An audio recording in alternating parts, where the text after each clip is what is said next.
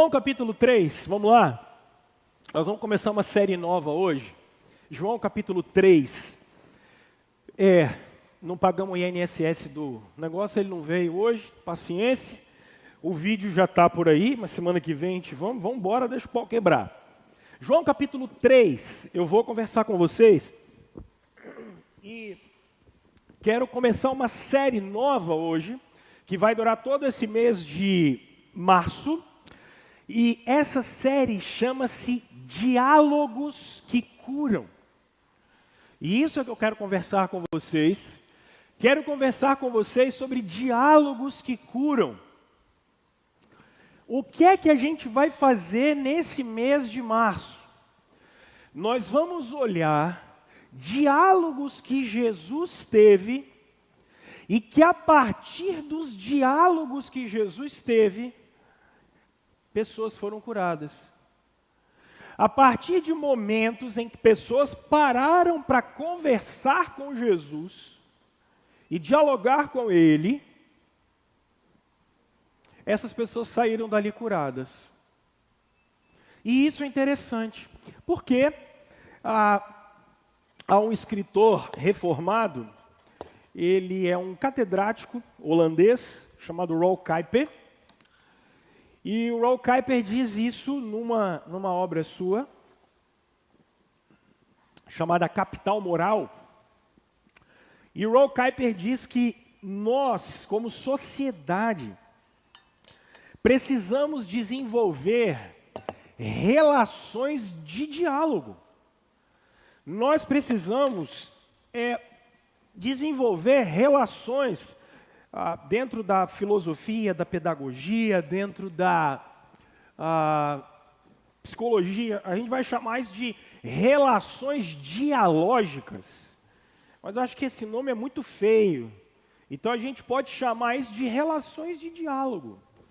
Momentos de conversa. E a pergunta que eu acho que tem que nos nortear nos próximos dias é: o que uma boa conversa e um bom diálogo pode fazer? E aqui, eu vou dizer que uma boa conversa e um bom diálogo pode curar. Pode curar. Pastor, da onde saiu essa série? Te explico. Nós iríamos estudar uma outra coisa completamente diferente, que eu já tinha decidido. Já tinha colocado isso diante de Deus, já tinha decidido e falado, acho que a gente está precisando disso. Só que com um dia muito corrido, em muitas ocasiões, indo para minha casa à noite, eu só consigo ir no supermercado, em algum momento, depois das 9 da noite. Que é o horário que às vezes eu atendo todos vocês, ou saio da casa de vocês, ou saio daqui de alguma reunião, e durante o dia não tive tempo, e aí você vai procurar e fala assim, precisava comprar aquilo para amanhã de manhã. E não tem. E por semanas, e por que não meses, uma mesma pessoa no caixa do supermercado me atendeu. E aquilo me chamou a atenção. Porque sempre, e eu sempre procuro fazer isso, chegar e falar assim, boa noite, tudo bem? Só que já tem uma piada antiga que diz que para ser caixa do supermercado você tem que fazer curso de mau humor. Porque via de regra o caixa do supermercado não te cumprimenta. Eu não vou julgar, porque deve ser uma profissão extremamente pesada. Então, coitado do caixa do supermercado, né? Deixa eles lá. Mas a pessoa nunca falava nada comigo. E eu quieto, sem problema nenhum. E a mesma pessoa no mesmo horário me atendendo. E aí eu achei engraçado, porque ao longo das semanas e meses, eu notei o mesmo estereótipo. Muitas tatuagens, vários piercings, orelha, nariz, língua, lábio. E observando aquele estereótipo e o boa noite que sempre voltava em silêncio. Mas nas últimas vezes aquilo, e eu saía dali sempre incomodado. Porque das últimas vezes, eu sempre ficava pensando, cara, por que eu nunca sou respondido? O que acontece? Por que nunca tem nem uma interação de olhar? Porque às vezes você tem uma interação de olhar com alguém. Nem isso. me chamou a atenção quando eu fui receber uma nota fiscal.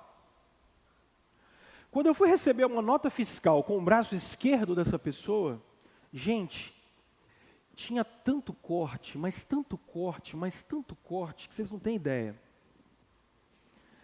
Eram assim, assim, assim. E aquilo me chamou a atenção porque me inquietou. Porque eu não acredito que aquela pessoa nunca tenha ouvido falar de Jesus. É impossível. Todo mundo em Cariacica já ouviu falar de Jesus. Todo mundo. Mas por que a gente não consegue quebrar a barreira? E o que faz? E via de regra, quando as pessoas estão mutilando o próprio corpo, elas estão gritando de dor. Elas estão querendo que alguém as veja.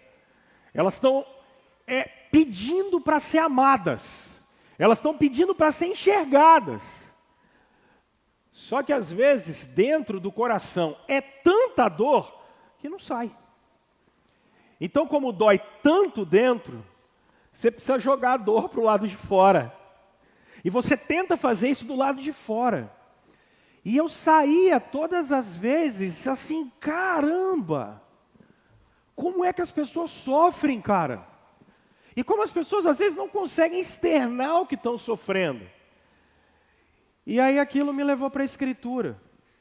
Porque olhando para a Escritura é possível ver pessoas da mesma maneira. Olhar pessoas que às vezes estão precisando simplesmente colocar para fora. Estão precisando simplesmente conversar. São pessoas que estão precisando falar. Estão precisando ser ouvidas. Alguns estão precisando ouvir. Alguns estão precisando perguntar. E aí eu comecei a olhar Jesus diante das pessoas. Sempre que ele conversa com alguém, essas pessoas saem curadas. Sempre que Jesus conversa com alguém nos evangelhos, essas pessoas não saem como elas entraram. Aí eu falei, caramba, bicho, como a nossa sociedade precisa de conversas que curam. Como a nossa sociedade precisa de relações que saram. E isso precisa acontecer na vida da gente. O Rolf Kuyper vai trabalhar essa ideia de diálogo, dizendo algumas coisas. O que é que está atrapalhando alguém que está dentro de um supermercado, que passa, sei lá, quantas pessoas um caixa de supermercado atende por dia? 100, 200, 300 pessoas?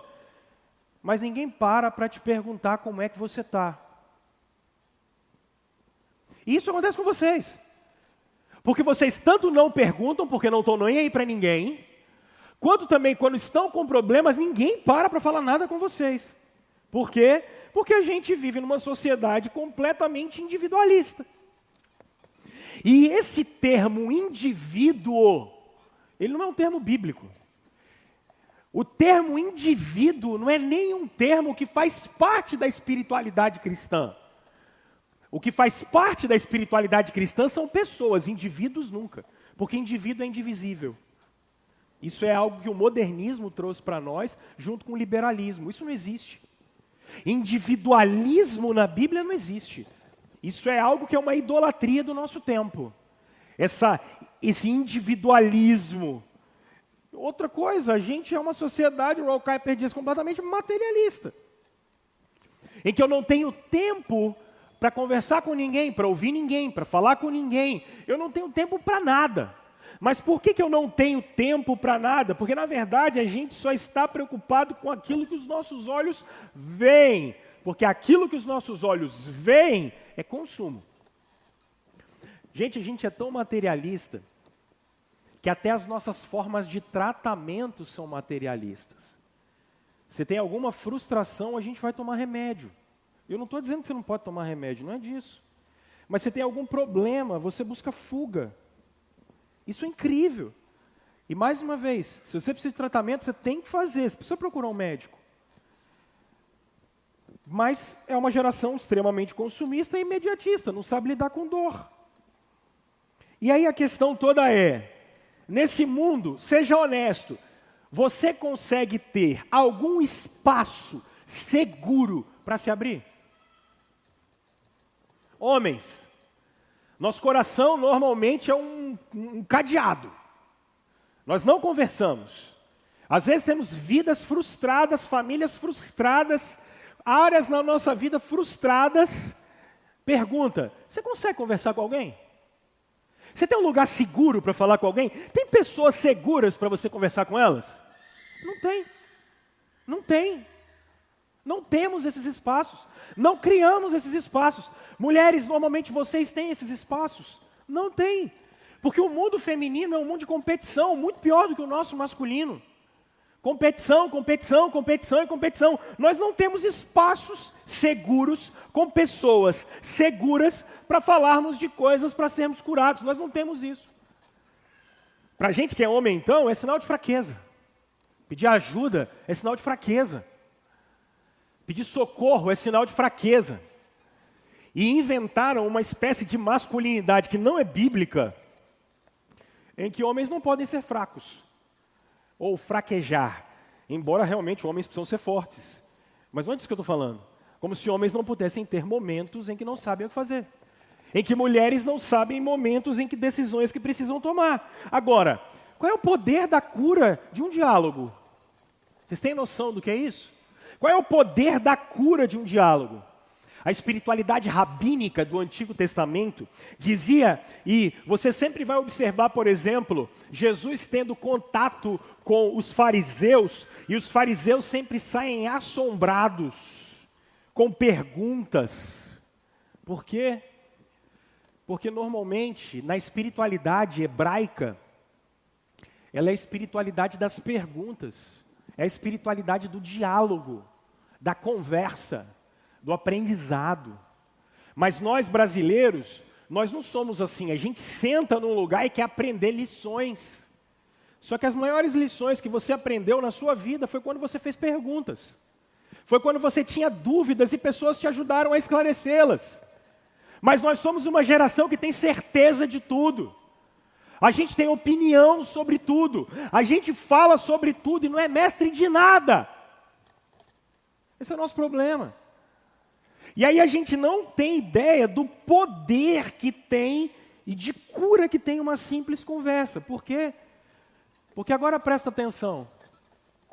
Diálogos precisam ser desenvolvidos sobre 3 perspectivas. Primeiro, é uma perspectiva de amor. Mas não é amor sentimental, esse amor bobo do século XXI. No século XXI, amor é não julgueis. Porque amor no século XXI é você faz o que você quiser e eu não me meto com isso. Isso para o século XXI é amor. Isso não é amor. Isso tem nada a ver. Diálogo é desenvolvido em amor porque é uma vida preocupada com o outro. Já parou para pensar nisso? Você já parou para pensar que você não foi salvo sozinho? A maior mentira que contam em igrejas evangélicas é que você foi salvo sozinho. Você nunca foi salvo sozinho. Você faz parte de um povo. Jesus não morreu por indivíduos. Jesus morreu por um povo. Não por uma pessoa. Ele viveu, morreu pela igreja dele. Diálogos só existem quando a gente tem uma vida preocupada com os outros. Já parou para pensar nisso? Uma vida preocupada com quem está em volta da gente. Uma vida preocupada... Será que a Iranete está bem? Como é que vai ser o parto da Carol? Está tudo bem, Carol?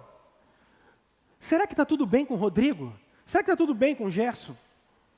Só existe diálogo onde há preocupação com o outro. Só que a gente não tem tempo para isso. É egoísmo demais.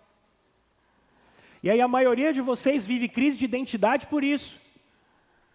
Porque estão procurando a identidade de vocês no ego, procurando a identidade de vocês no indivíduo e no individualismo, e não vão encontrar nunca, porque a identidade de Cristo na gente é sempre na nossa relação com o outro. Será que está tudo bem com o Daniel e com o Bruno?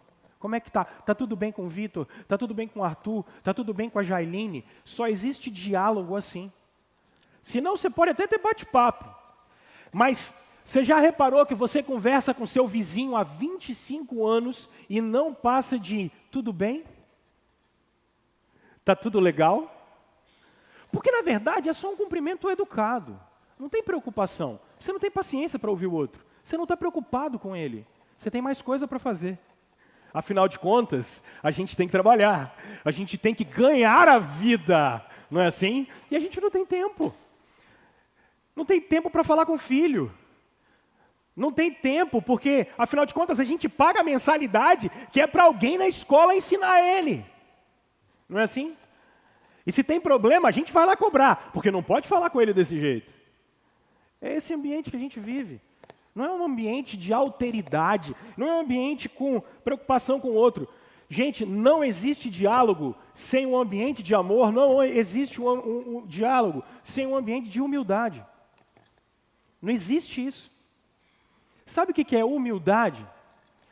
Olha como é que a gente se refere a quem não pensa como a gente. Aquelezinho lá, ó. Aquela galera lá, ó. Aquele tipo de pessoa lá, ó. Não tem diálogo assim, porque não tem humildade. Quando você criou um muro entre você e as outras pessoas, não existe humildade. Porque a gente se coloca como aqueles que são detentores de todo o poder, de todo o conhecimento, a gente sabe de tudo, e a gente nunca está aberto para poder conversar com as outras pessoas e aprender com elas. A gente nunca está aberto a conversar com as pessoas e ser humilde o suficiente para dizer, não sei. A gente nunca está aberto para dizer, talvez a sua perspectiva é melhor do que a minha, hein? Quem sabe? Por que eu não posso aprender com você? Só porque você é mais novo do que eu? Só porque você é mais velho? Só porque você não sabe mexer no telefone? Só porque você não sabe desenvolver software? Só porque você não é do meu grupo? Só porque você não é da minha galera? Então só por isso eu não sei. E aí a sociedade do século XXI é individualista e com todos os muros levantados. Porque a gente não chega perto das pessoas. A gente está brigado com todo mundo o tempo todo. E não tem diálogo, gente, quando não tem fé nos homens. Você diz assim, pastor, a gente tem que ter fé em Deus. Não, não é disso que eu estou falando. Eu estou falando de fé nos homens é porque todos os homens podem ser transformados. Todos os homens podem ser mudados, gente. Vocês podem ser transformados ou não podem? Vocês não podem ser mudados? Eu fui tão mudado. Eu comecei a pregar o Evangelho, eu tinha 16 para 17 anos, e depois eu vou pregar o Evangelho mesmo com 20. Eu não prego hoje, 19 anos depois, do mesmo jeito que eu pregava 19 anos atrás. Eu sou outra pessoa. Eu prego de outro jeito. Eu prego até coisas que eu fico pensando assim, caramba, como eu não sabia disso antes? Porque as pessoas podem mudar. E via de regra, elas mudam quando a gente tem contato com elas. Elas mudam quando a gente tem um ambiente de amor, um ambiente de humildade, e um ambiente em que eu sei que vale a pena investir em você. E vale a pena a gente conversar e ter uma mudança. Porque falas podem ser curadoras. Quantos de vocês já foram curados com palavras de pessoas que te iluminaram, que te direcionaram, que às vezes te corrigiram, às vezes te colocaram para baixo, porque a partir daí você foi para cima. Quantas vezes você foi curado pelo poder de palavras com pessoas perto de você? Porque diálogos e a nossa relação tem poder de curar. Quer ver? Dá uma olhada nesse texto de João capítulo 3 e vê se não é isso que vocês estão observando. Havia um fariseu chamado Nicodemos, uma autoridade entre os judeus. Eita! Ele veio a Jesus à noite e disse, mestre, sabemos que ensinas da parte de Deus, pois ninguém pode realizar os sinais miraculosos que estás fazendo se Deus não estiver com ele. Em resposta, Jesus declarou, digo-lhe a verdade, ninguém pode ver o reino de Deus se não nascer de novo. Perguntou Nicodemos, como alguém pode nascer de novo sendo velho? É claro que não pode entrar pela segunda vez no ventre da sua mãe e renascer. Respondeu Jesus, digo-lhe a verdade, ninguém pode entrar no reino de Deus se não nascer da água e do Espírito. O que nasce da carne é carne, mas o que nasce do Espírito é Espírito. Não se surpreenda pelo fato de eu ter dito, é necessário que vocês nasçam de novo. O vento sopra onde quer. Você o escuta, mas não pode dizer de onde vem nem para onde vai. Assim acontece com todo que é nascido do Espírito. Perguntou Nicodemos, como pode ser isso? Disse Jesus, você é mestre em Israel e não entende essas coisas. Asseguro-lhes que nós falamos do que conhecemos e testemunhamos do que vimos, mas mesmo assim, vocês não aceitam o nosso testemunho. Eu falei de coisas terrenas e vocês não creram. Como crerão se lhes falar das coisas celestiais? Ninguém jamais subiu ao céu, a não ser aquele que veio do céu, o Filho do Homem. Da mesma forma, como Moisés levantou a serpente no deserto, e assim também é necessário que o Filho do Homem seja levantado, para que todo o que nele crer tenha vida eterna. Porque Deus tanto amou o mundo, que deu o seu Filho unigênito, para que todo aquele que nele crer não pereça, mas tenha vida eterna. Pois Deus enviou o seu Filho ao mundo, não para condenar o mundo, mas para que se fosse salvo por meio dele. Quem nele crê não é condenado. Mas quem não crê já está condenado, pois não crer no nome do Filho unigênito de Deus. Este é o julgamento. A luz veio ao mundo, mas os homens amaram as trevas e não a luz, porque as suas obras eram más. Quem pratica o mal odeia a luz e não se aproxima da luz, temendo que as obras sejam manifestas. Mas quem pratica a verdade, vem para a luz, para que se veja claramente as suas obras são realizadas por intermédio de Deus. Pai, a gente está diante da revelação suprema do Senhor, que é a sua palavra. Jesus nos deixou ela, nos ajuda a compreendê-la, ilumina o nosso coração em nome de Jesus. Amém. Pessoal, sabe uma coisa que diálogo pode curar? Religiosidade errada. O diálogo pode curar religião errada. Olha para cá. Duas coisas. Primeiro, há um movimento de desqualificação da religião no nosso tempo. Há um movimento de desqualificação de religião no nosso tempo. Eu sei que alguns de vocês vieram de movimentos religiosos loucos. E existem vários por aí. E aí, a turma começa a falar bem assim, isso é coisa daqueles religiosos. E aí parece que religião é uma coisa ruim. E religião não é uma coisa ruim. Porque você jamais vai conseguir viver sem religião. Há 100 anos, as pessoas achavam que a religião ia acabar. Porque a gente era tão científico que a gente nunca mais ia precisar da religião. Hoje, domingo de manhã, esse templo está cheio. E a escola bíblica lotada. E a religião está bombando. Por quê? Não é porque a ciência falhou, é porque o homem é religioso. Antes de você entender, você crê. Isso é um pressuposto agostiniano, calvinista e cristão. Antes de você dizer alguma coisa, você creu nela. Porque todos os homens são religiosos. Não existe nenhum homem que não seja religioso. Então não adianta eu desqualificar a religião, gente. Porque ela é nossa. O homem produz religião por natureza. Então, quando você começar a ver um pregador ou alguém que desqualifica a religião dessa maneira, desconfia. Porque você não vive sem religião. Não existe isso. Religião é algo que é prévio a qualquer coisa.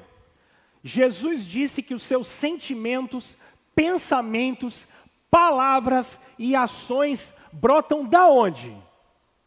Da onde? Seu coração, meu filho. Ser humano não é racional. Ser humano só é racional depois que creu. Ser humano não é emocional. Ser humano só é emocional depois que creu. É impossível. Todos nós cremos. A religião é inata na gente. É a primeira coisa que alguém faz. Olha para mim. Texto bíblico. Adão abriu o olho. O que Adão viu mesmo? O que Adão viu quando ele abriu o olho? Deus, gente, claro. Vocês não leram Gênesis? E o que Deus falou? Você é Adão, eu sou Deus. Isso aqui fui eu que criei. Porque Adão estava se perguntando o quê? De onde eu vim? Apareci agora? Quem sou eu? Deus disse, você é o Adão. E eu sou Deus. E o que Adão teve que fazer? Crer. Ele só tinha espaço. Ele não tem mais o que fazer. Ele só pode crer. Porque qualquer coisa que aconteça é fé. Antes de tudo. Então desconfie quando alguém começar. Esses religiosos, tem um bocado de coach que fica falando, isso é religioso, porque os caras pegam o cristianismo e começam a virar psicologia. Pelo amor de Deus. Agora, existe um segundo problema. Não levanta a mão. Nem ri, porque eu vou rir de você. Quem aqui já estava em igreja, que aí o cara falava assim, aqui vocês estão debaixo da minha cobertura espiritual. Não ri, não. Eu falei para não rir. Quem é qualquer ser humano para cobrir qualquer pessoa espiritualmente? Isso é religiosidade louca. Olha só, aqui você não pode comer isso.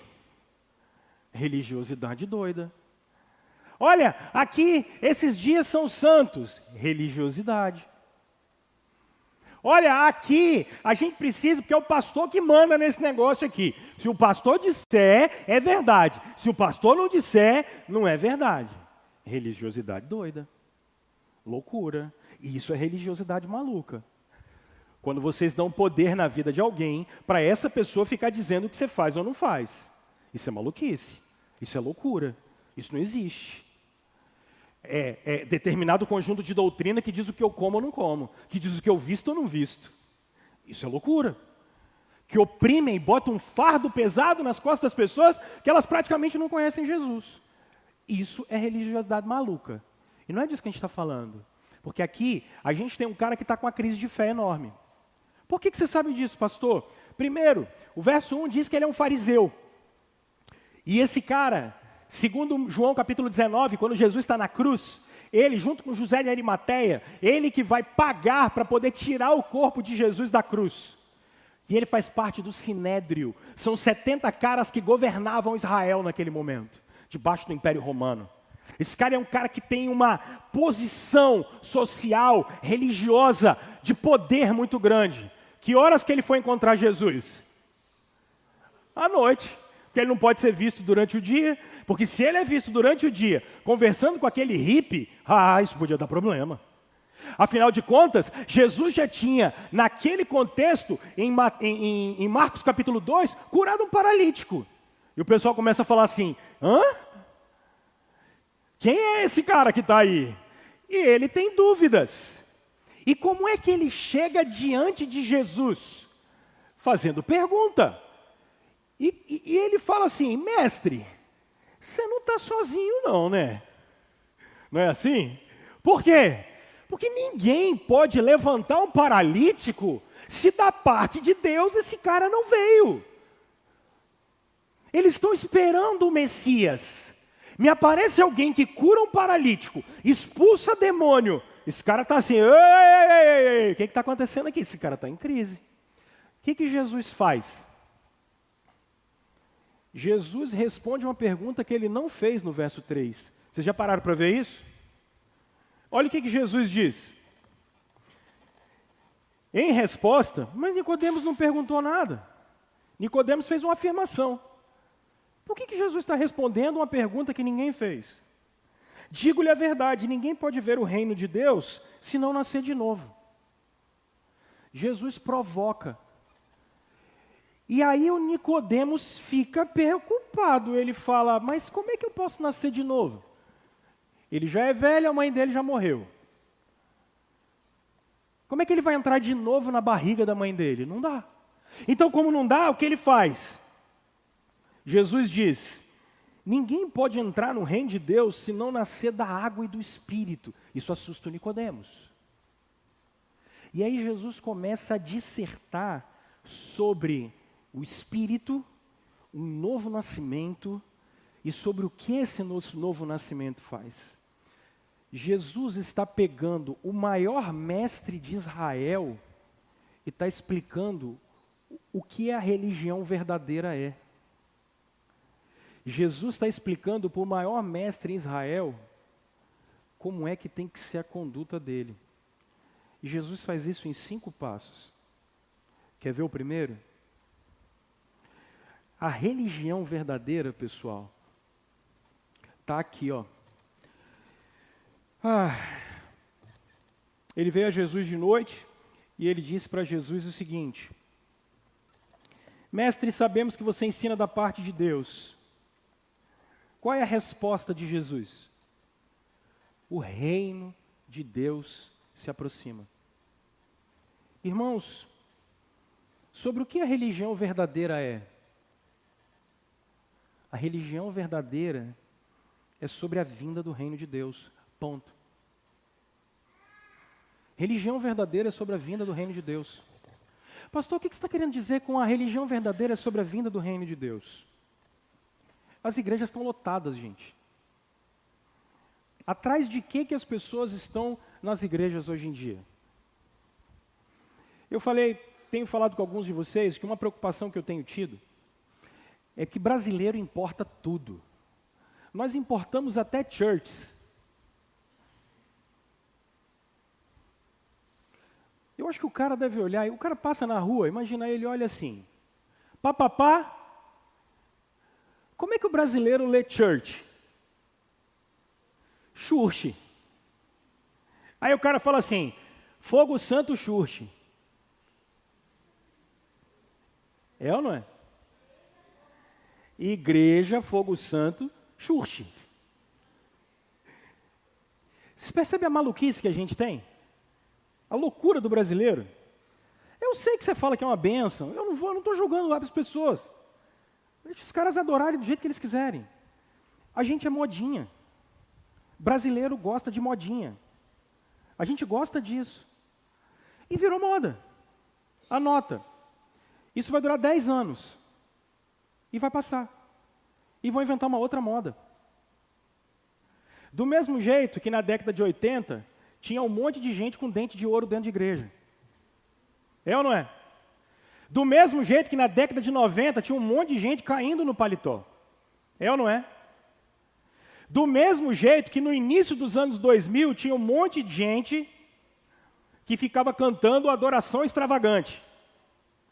O que era adoração extravagante? Vocês lembram? Irmão, começava às 7 horas, agora que hora que acabava aquilo? E deixa o Espírito agir. Rapaz, saía da igreja às 11h30 da noite, e ai que se você saísse antes. O cara tinha que trabalhar no outro dia, pegar o ônibus, não podia sair antes, porque senão você ia sair fora da bênção, irmão. Moda. Moda. Moda, moda. E qual é o conteúdo que as pessoas vão atrás? Pegar a bênção dela. Elas vão atrás de pegar a bênção delas.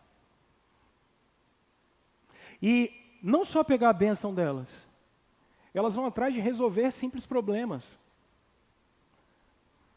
Porque a gente não só adere moda, mas a gente já não conhece mais quem é Deus. Porque Deus virou o cara que só resolve problema. A gente não vai para a igreja para adorar. A gente não vai para a igreja para se encontrar com o Senhor. A gente vai na igreja para resolver problema.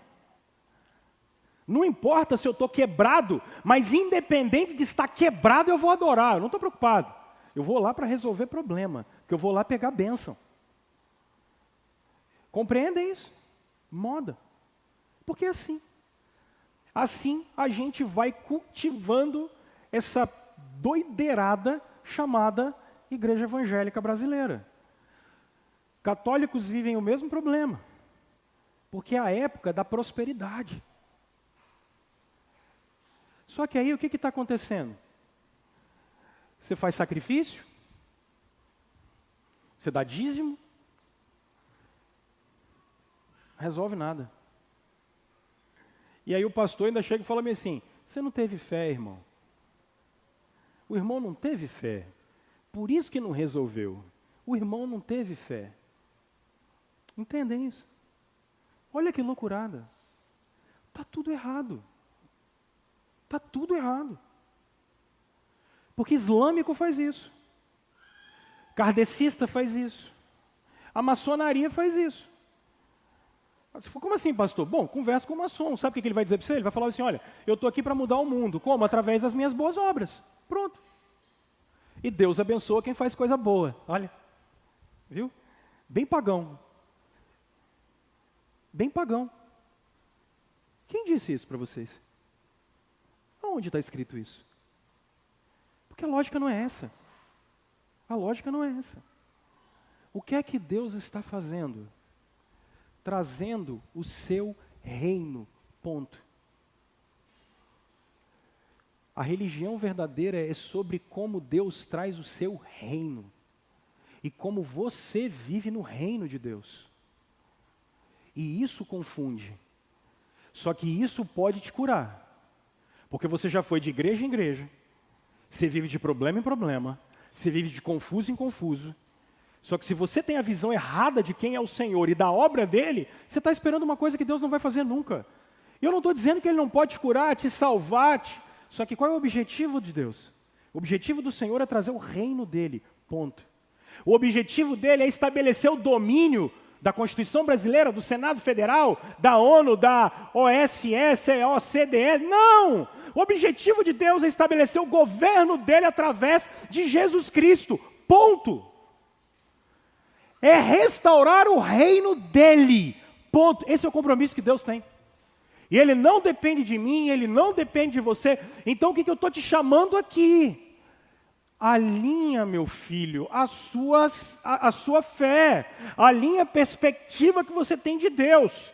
Cristãos, vocês foram chamados para uma coisa: fazer parte do reino de Deus. Nicodemos está preocupado com milagre. Nicodemos está dizendo, eu vi você fazer isso, aquilo e aquilo outro. Jesus olha para ele e falou assim, eu não estou preocupado com isso. Eu estou trazendo o reino. Sabe por quê? Porque eles estão imaginando que o que está atrapalhando eles naquele contexto são os impostos de Roma, é o exército de Roma, é a falta de direitos que eles têm em Roma. Jesus não está preocupado com isso. Isso não é preocupação de Jesus. Porque Jesus está trabalhando a esfera do pecado, que é algo que ninguém pode reverter. Reino, domínio, Jesus está voltando e chegando. Então olha só, quando você sair daqui hoje, alinha seu coração, meu filho. Você precisa fazer parte do reino de Deus. Segundo, observem o que ele vai dizer. Se em primeiro lugar é fazer parte e é sobre o reino de Deus, em segundo lugar, eu não posso dizer para vocês o contrário. Olha o que Jesus está dizendo no verso 3 em diante. Você tem que nascer de novo da onde? Da água. Pega a sua Bíblia na mão, por favor.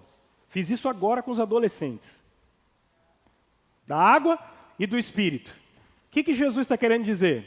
Gênesis capítulo 1. Gênesis capítulo 1.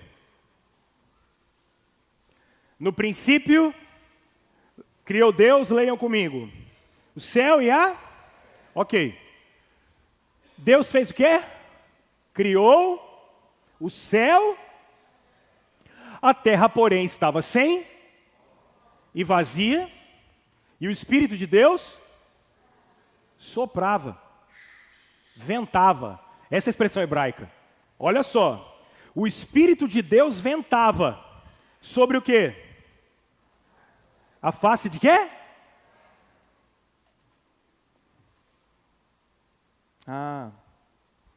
E aí o que aconteceu? Disse Deus. Nicodemos, necessário é o quê? Nascer de novo. Da onde? Da água e do quê? Vocês não estão vendo isso? É preciso ser criado de novo, meu filho. Do mesmo jeito que no Gênesis. Porque no Gênesis vocês foram criados da água e do Espírito que soprava. Olha o verso 8 de João capítulo 3. O vento sopra aonde ouves a sua voz. Não sabes de onde vem, nem para onde vai. Porque a religião verdadeira é sobre ser criado de novo. O que vocês chamam de nascer de novo. Tem que voltar para o Gênesis. Da água e do Espírito. Do mesmo jeito que em Gênesis 1. Tem princípio espiritual nenhum aqui. Não está falando de batismo, não. Não está falando nada de batismo aqui. A água aqui não é batismo. Jesus está usando o simbolismo de Gênesis. Sabe por quê? Olha para mim. Você tem que nascer de novo. Religião não é sobre moral. Religião não é sobre bom conselho para você. Religião não é sobre como eu chegar aqui para você e te dar 3, 4, 5, 6 técnicas para você conquistar o mundo. Não é para eu chegar aqui e dar para você chaves para o seu crescimento espiritual. Não é para eu chegar aqui e falar bem assim, abra a porta de Deus com a chave e a espada de Josué. Não. Não é sobre como eu chegar para você e falar bem assim, 8 conselhos sobre como você ser um cara bonzinho. É sobre como você vai nascer de novo. Para ver o reino de Deus tem que morrer. Para ver o reino de Deus precisa ser enterrado e ser criado de novo. A gente chama isso de novo nascimento.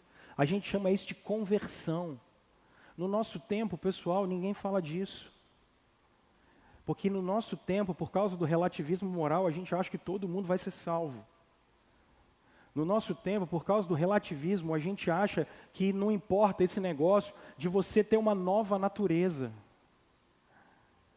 A gente abandonou essa coisa do que a gente fazia no passado de aceitar Jesus. Se alguém tem uma boa conduta, a gente fala, tá de boa, tá tranquilo.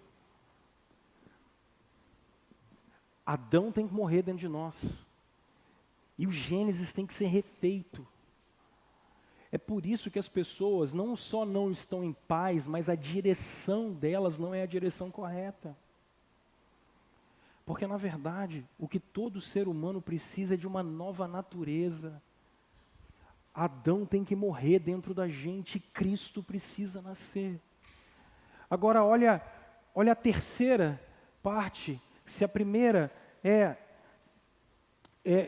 se a segunda parte é o fato de precisar nascer de novo e é sobre o reino de Deus, olha o verso 8, desculpa.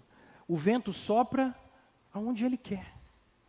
Porque a religião verdadeira não é como você controla Deus, porque o Espírito é livre. Gente, quem é que cuida da igreja de Jesus? Sou eu não, gente. Não é você não. É o Espírito de Deus.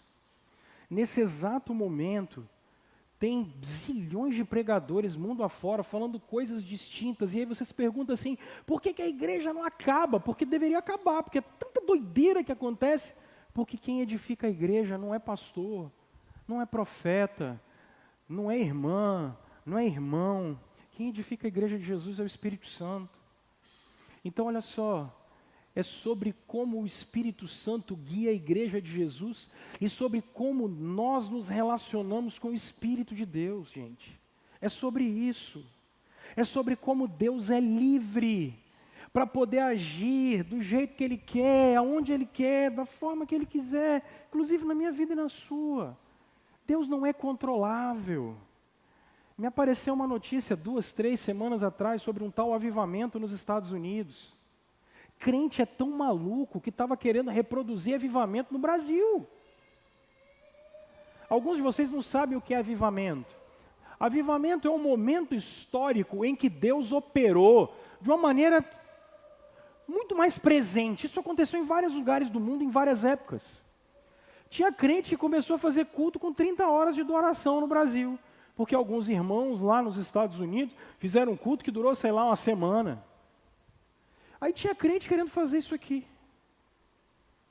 O que eu já conheci de gente que chegou para mim e falou bem assim, pastor, eu comecei a falar em língua, porque tinha uma mulher lá do lado falando em língua, eu falei, eu vou falar em língua também. Mas e como é que aconteceu esse negócio? Sei lá, ela falava, eu copiava. Eu estava num lugar que eu vi todo mundo caindo, eu falei, eu vou cair também, meu irmão. Eu não vou ser o único a ficar em pé nesse lugar aqui, nada, é ruim. Eu caio também, velho. Já que está todo mundo caindo, eu vou sentir essa parada aí, eu caio também, meu irmão. Querendo controlar o Espírito de Deus. Querendo fazer doideira. Gente, para com isso. Isso é maluquice. Isso é prisão. Quer ver mais? Eu vou falar daqui a pouquinho. Estou sendo bem singelo com vocês mesmo. É porque vocês estão aprisionados por causa disso. Aprisionados. Não, olha, fulano lá é espiritual, hein? Eu não sou não. Esse aqui é carnal, aquele lá é espiritual. Hã? Que doideirada é essa? O Espírito de Deus é livre. Você quer ver um fruto do Espírito? Olha para a sua vida. Isso vai dizer que você é espiritual ou não. Quer ver fruto do Espírito? Quer ver se você é cheio do Espírito? Vê se você tem desejo de Deus. Vê se você tem compromisso com o povo de Deus. Isso vai mostrar se você é cheio do Espírito ou não. O Espírito é livre. Não para você ficar fazendo. Vocês já pararam para pensar no apóstolo Paulo, em Corinto, distribuindo panfleto dizendo, grande cruzada de fé e milagres. Venham todos os do templo de Diana, todos os do templo de Apolo, venham todos. Por quê? Porque hoje tem milagre com hora marcada hoje. Milagre com hora marcada. Dá para pensar nessa loucura? Pessoas absolutamente frustradas, gente doida, abilolada da ideia. O Espírito de Deus é livre. O Espírito de Deus é livre. Não para a gente ficar tentando aprisioná-lo dentro de uma caixa, isso é maluquice. Quarto, qual é a centralidade da religião verdadeira? Olha o que vocês acabaram de ler no verso 16. Deus amou o mundo de tal maneira que deu o seu Filho. Olha o exemplo que Jesus citou.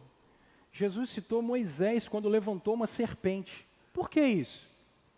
O que é que estava matando os judeus lá no Antigo Testamento? A picada das serpentes. E o que aconteceu? Deus providenciou uma forma de eles serem curados. Moisés levantou uma serpente. E o que Jesus está dizendo? Eu vou ser levantado do mesmo jeito.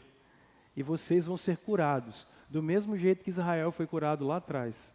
Sabe por quê?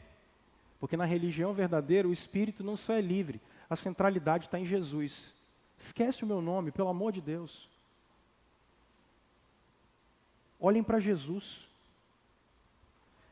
Uma vez eu estava conversando com um cara que ele disse que ele estava vivendo um período de prosperidade na vida dele enorme. Eu falei, é mesmo, irmão? Eu falei, é. E por quê? Ele falou, é o anjo lá da igreja. Eu falei, eita. A igreja do cara tem um anjo, irmão. A igreja do cara, isso tem um anjo só para ele. Aí eu descobri depois que o anjo era o pastor. Deve estar fazendo alusão a Apocalipse. Tá. Aí ele falou, olha só.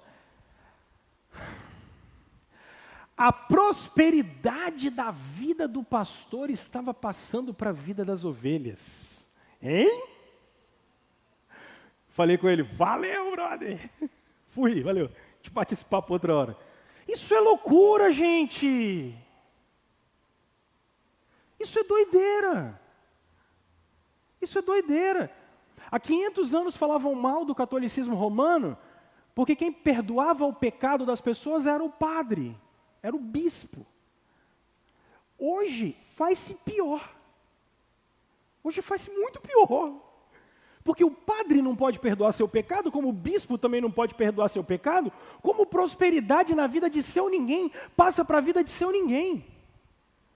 Olha para mim. Tem uma autoridade espiritual sobre a sua vida. Qual é o nome dele? Fala mais alto. Qual é o nome dele? Se eu falar o contrário para vocês, me mandem embora daqui. Eu não estou brincando com vocês de pregar o evangelho. E se vocês ouvirem isso por outro lado de fora, saiam. Saiam. É loucura. Vocês têm um pastor, o nome dele é Jesus Cristo. Vocês têm um mestre, o nome dele é Jesus Cristo. Vocês têm um Deus, o nome dele é Jesus Cristo. Homem nenhum tem poder sobre vocês. Homem nenhum pode dominar vocês. Instituição nenhuma pode dominar nenhum de vocês. Vocês são livres pelo sangue de Jesus, o único pastor da nossa alma, a única âncora da nossa fé. Vocês me respeitam como pastor, não porque eu domino a vida de vocês, não porque presbítero nenhum domina a vida de vocês, mas porque vocês entenderam que temos uma missão e somos dignos do respeito de vocês, mas vocês não vão prestar conta para mim, vocês vão prestar conta para Jesus, porque eu não posso resolver problema de vocês, eu sou irmão de vocês, nós somos irmãos, temos uma função diferente, mas ninguém aqui é maior do que ninguém. Vocês têm uma autoridade espiritual na vida de vocês. O nome dele é Jesus Cristo. Não aceitem menos do que isso. Tem gente que está aprisionada por palavra de pastor fulano de tal, porque recebeu a maldição de fulano de tal. Pelo amor de Deus, solta a sua consciência, solta o seu coração. Vocês têm contato com Jesus. Eu não levo vocês a lugar nenhum. Vocês têm um contato direto com Cristo. Se relacionem com o Senhor de vocês. E como comunidade, todos nós prestamos culto a Jesus. Se eu disser o contrário disso, é anátema. Se qualquer um disser o contrário disso, é anátema. Quinto e último lugar. Olha o que Jesus está dizendo a partir do verso 15. Sabe o que assusta vocês isso? Estou olhando, vocês estão com cada olhão arregalado, né? Liberdade assusta. Liberdade assusta. Isso aqui não estava no meu cronograma, não. Liberdade assusta. É melhor ter alguém para escravizar a gente. É mais fácil. É mais fácil ter alguém para mandar você fazer isso, aquilo e aquilo outro. É mais fácil. É mais fácil você ter alguém que mande você, que te ordene. Porque aí você só cumpre. Agora, quando você sair daqui, meu filho, é você e seu Criador. É você e seu Senhor. Aí, você e Ele vão ver se você ama Ele mesmo. Você e seu Senhor vão se relacionar. Liberdade assusta. Porque você está aqui, não é porque se você não vier, você vai ser amaldiçoado, não. Embora a tua vida vai andar para trás mesmo, mas isso é um outro princípio espiritual. Você está aqui é porque você quer. Você está aqui é porque você ama o Senhor. Você ama a igreja dele. Você ama os irmãos. E você ama tanto essa gente que você não consegue viver sem eles. É diferente. A teologia aqui não é do medo não, irmão. É a teologia do relacionamento. A gente se ama. A gente se vive junto. Quinto. A luz veio. Os homens não quiseram a luz. Por quê? Porque andam nas trevas. Quinto passo aí, ó. Quinto princípio. Quinta afirmação. Religião verdadeira tem mudança, pessoal. Tem que ter mudança. Reino, mudança interior no coração, de novo nascimento, espírito livre, centralidade em Jesus, mudança. Mudança.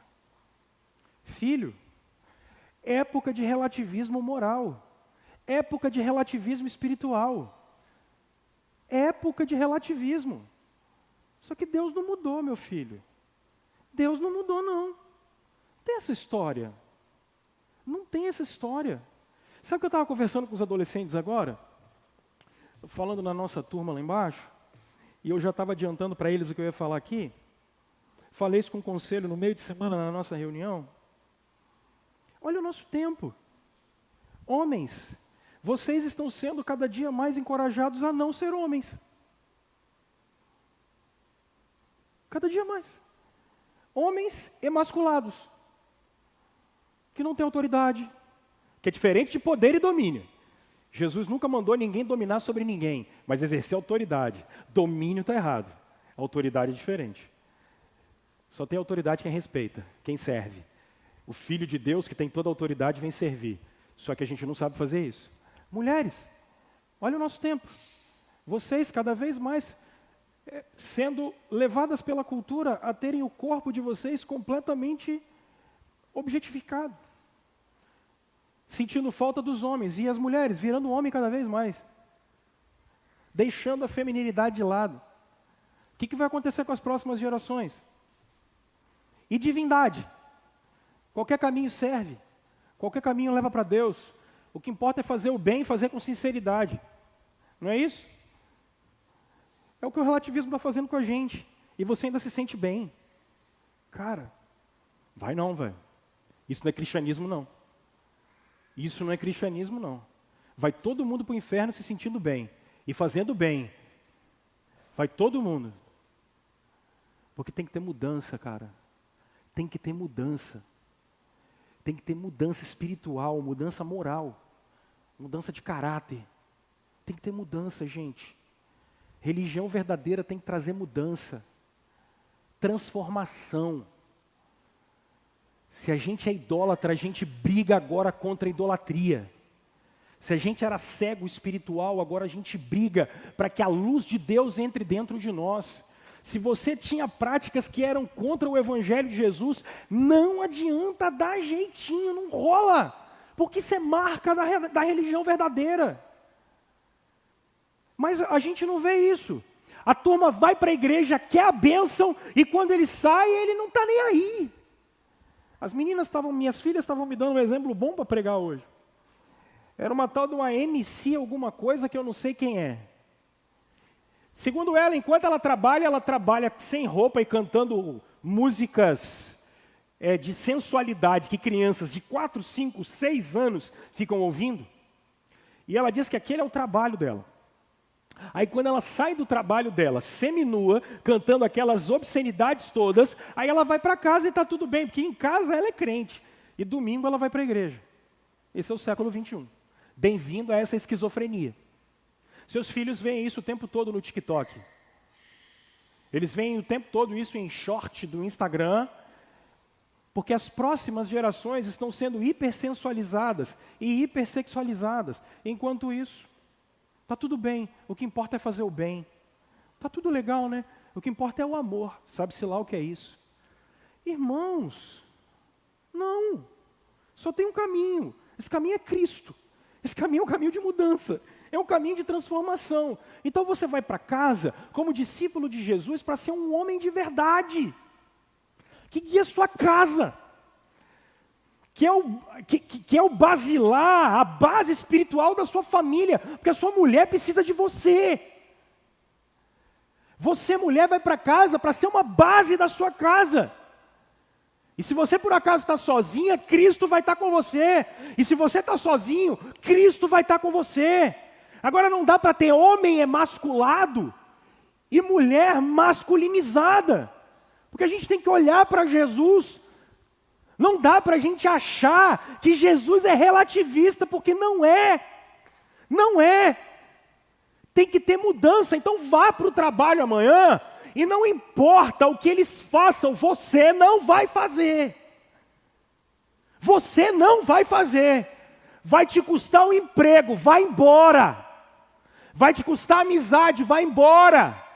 Vai te custar um relacionamento, dane-se. Você anda como Jesus, você é discípulo de Jesus, teve mudança. Tem que ter mudança. Vocês foram chamados para ser livres, para obedecer a Deus, porque vocês eram escravos do pecado. Tem que ter mudança, pessoal.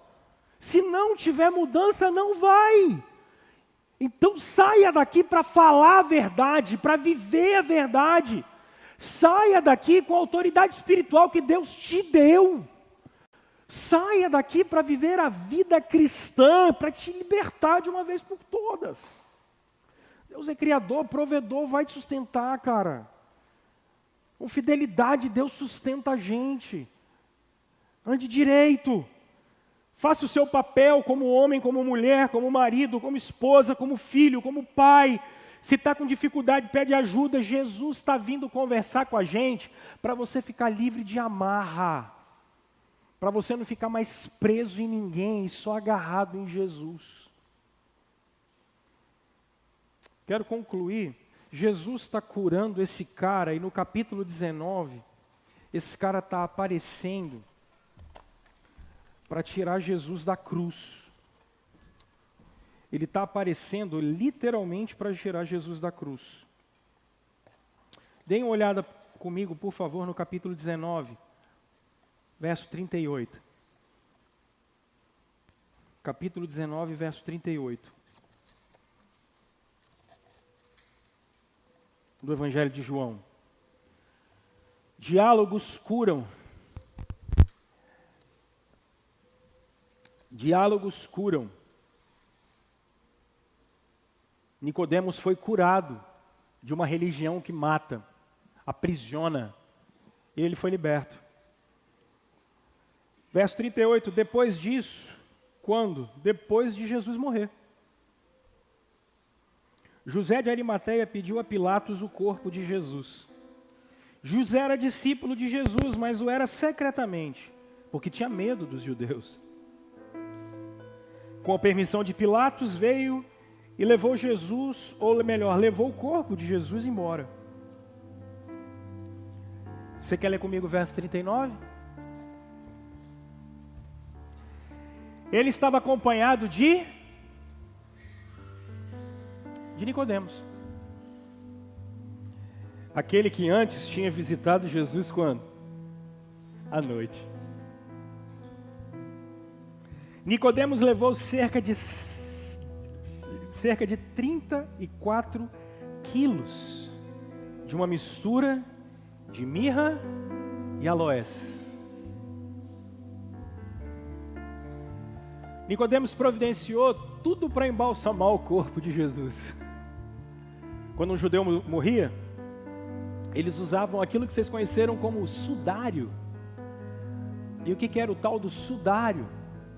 Eles pegavam o corpo, jogavam essa mistura em cima, dobravam num pano, e jogavam mais dessa mistura, e dobravam, e jogaram mais dessa mistura, e dobravam, e o corpo ficava embalsamado com ervas.